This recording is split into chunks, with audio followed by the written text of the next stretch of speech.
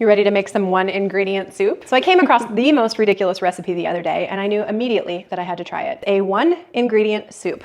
That's right, one ingredient. But the wild part is that people love it. Supposedly it's amazing, very easy, super nutritious, and I find that incredibly hard to believe, but we are going to find out today. It's not bad. And because a one ingredient recipe feels like a pretty boring video, I'm gonna continue my quest to make better bread, and I'm gonna try my hand for the first time at focaccia. My challenge today is to make at least something edible come out of the kitchen, and I hope you stick around to see if I can do it. So this feels kind of dumb, but usually those are my most fun days in the kitchen when I try something dumb.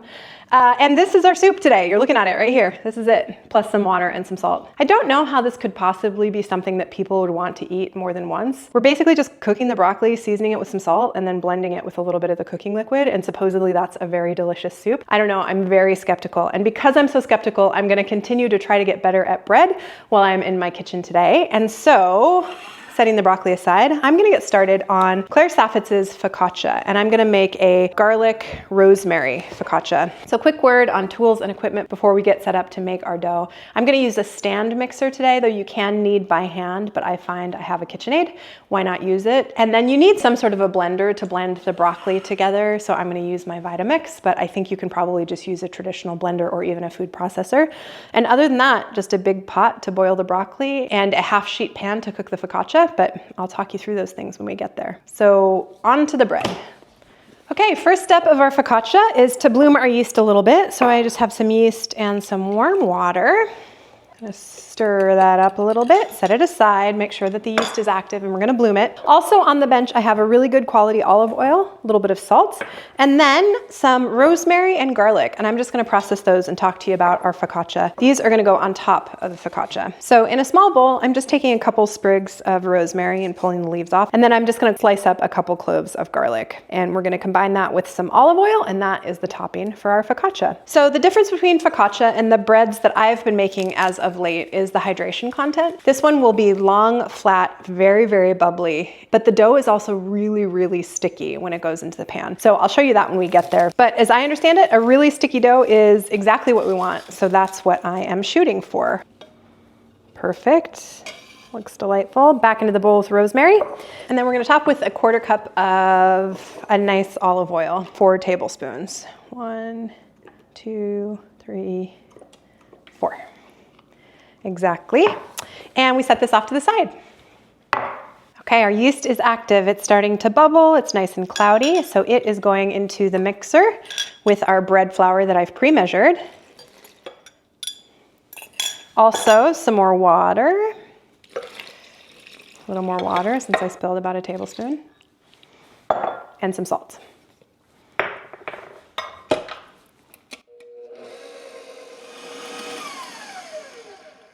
Okay, we have a smooth dough, and now the recipe says to rest it in the mixer with a damp kitchen towel over it. So I'm just gonna tuck a damp kitchen towel around it and let it rest for just a few minutes, and then we'll be back to do a long knead.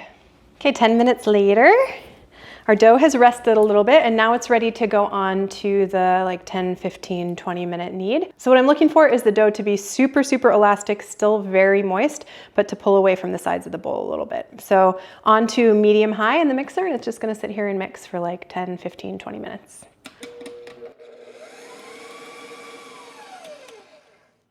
So it's been much more than 15 minutes, and our dough has not gotten elastic, which is kind of a bummer. What I mean by that is it shouldn't break. I should be able to lift it up, and it should be a lot more elastic than this. But that means I've either over-kneaded or under-kneaded. And as a new bread baker, this is the most frustrating part. Of course, I'm looking for the visual cues and not so much going by time. But under-knead or over-knead, how do I know the difference between those two? It's kind of the same result. It still could be okay. It still could be salvageable. So I'm gonna continue on with the recipe as is and cross my fingers that it goes well. But if it doesn't, we'll do something a little bit different next time and see if we get a different result. So I'm just gonna take this off the mixer. Just gonna once again run the oil around the sides. Hopefully we get a nice rise on this baby, but who knows? Okay, and then we've got to transfer from this bowl into that bowl. And we're gonna let it rise until it's doubled in size. Probably will take about an hour, a little bit less. My kitchen's pretty warm today. Oh, such pretty olive oil. So I'm just gonna move some from the bottom over the top of this dough I hope this works because it smells really, really good. So now I cover with a damp towel. Gonna set it to proof until it's doubled in size. Okay, the moment of truth.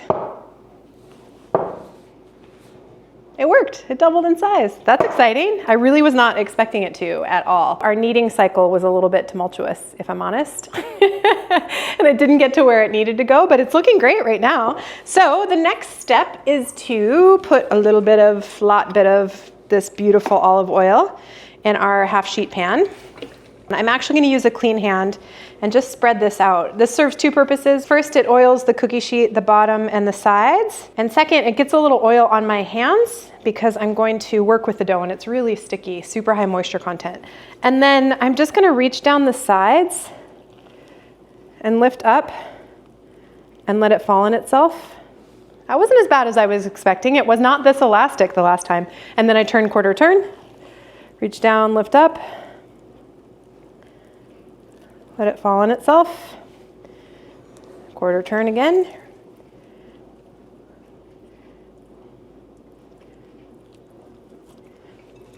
And then with this last quarter turn, I'm gonna let it fall into the sheet tray. So now the goal is to work it a little bit, and it's not gonna work all the way where we need it to be. It's gonna take a couple tries, but I wanna kind of work it all the way into the corners, and you'll see it's just kind of springing back. That is to be expected. I'm gonna cover it and let it rest for a few minutes so that it's not so springy. Okay, the dough has been hanging out to the side for like 10 minutes. All that does is makes it so that it's a little bit easier to work with and we can kind of stretch it out. Lets the gluten relax just a little bit. So now the goal is to stretch it into the corners. Ooh, it feels good. Now we go for its final rise. So we go back on with our plastic, and then the dough is gonna rise until it hits the top of the sheet pan, which is gonna take however long it takes in my kitchen, 30 minutes maybe. And then we'll get on to finishing this, get on to our 1 ingredient soup, and give these new recipes a try. So are you ready to make some 1 ingredient soup? On the bench in front of me, I have several heads of broccoli that I've just cut into smaller pieces, and then a Vitamix. This soup does require some sort of a food processor or blender to get it super smooth. Going to my head, this 1 ingredient soup. So I have a big pot of boiling water on the stove, and I'm just gonna cook this until it's tender. So I'm just dropping this in some salted boiling water, cook it until it's tender, and then we're gonna come back and blend it and season it with a little bit more salt, and we have soup. Okay, now our focaccia. Look at that, it has risen beautifully. Now with well-oiled hands, I'm gonna dimple the dough, and just borrowing some of the oil from this plastic, I'm going to spread my fingers wide and push down from the top to the bottom. The goal here is to try to create all of these little bubbles that are being created and give places for the olive oil and garlic and rosemary to go. And we simply top with the garlic, olive oil, and rosemary that we made before, and voila, we are ready for the oven. So this goes into a 450-degree oven for 20 to 25 minutes. Start it on the bottom rack, and then with 5 minutes remaining, I'm gonna move it up to the top rack so that it gets nice and crispy all the way around. Okay, our broccoli is mostly soft.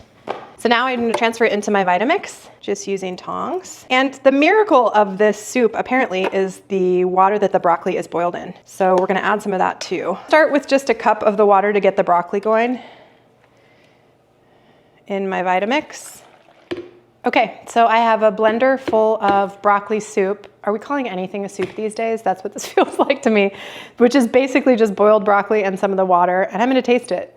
And I feel like it's fully gonna taste like blended broccoli, but it's very hot. It tastes just like blended broccoli, but I think if I add some salt, it might actually be edible.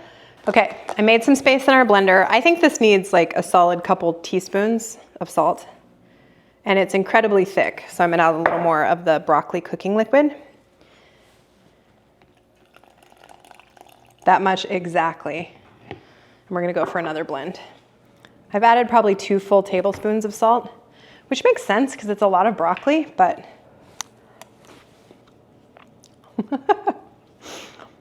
it's not bad. I don't know what the salt does, but it does something.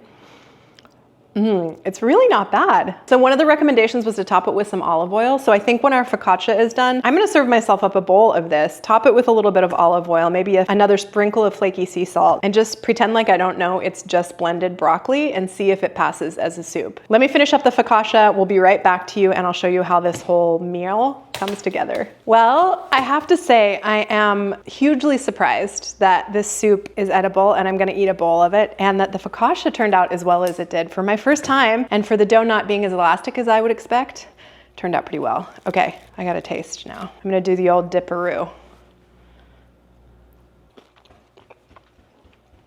It's like an olive oil explosion. Honestly, who'd have thunk it? 1 ingredient soup. Gordon Ramsay knows something about soup, I guess. I have to tell you, I did not expect today to turn out like it did. I would serve this soup to guests, though I wouldn't serve the 1 ingredient version. It needs a little bit of olive oil and it needs a ton of salt. So if you're gonna try this yourself, don't give up hope until you really heavily salt this soup. In that huge container of soup, there were like 7 to 8 crowns of broccoli, so it can take a little bit of salt. And this focaccia is a big recommend from me. First time I've made it, turned out beautifully, super flavorful. I love the rosemary and garlic. I worried that the garlic would burn. It did get a little bit dark, but it's not bitter at all. It tastes really nice. I'm pretty impressed. You'll have to give this one a try. If you do try it, please let me know in the comments down below. And credit to Claire Saffitz and Gordon Ramsay was the first person I saw do this. So all credit to them. Thank you so much for spending your time with me today. I really appreciate it when you choose to spend your time here. If you liked this video, please give it a like, subscribe to the channel, and stick around. And I look forward to seeing you here next time. Cheers.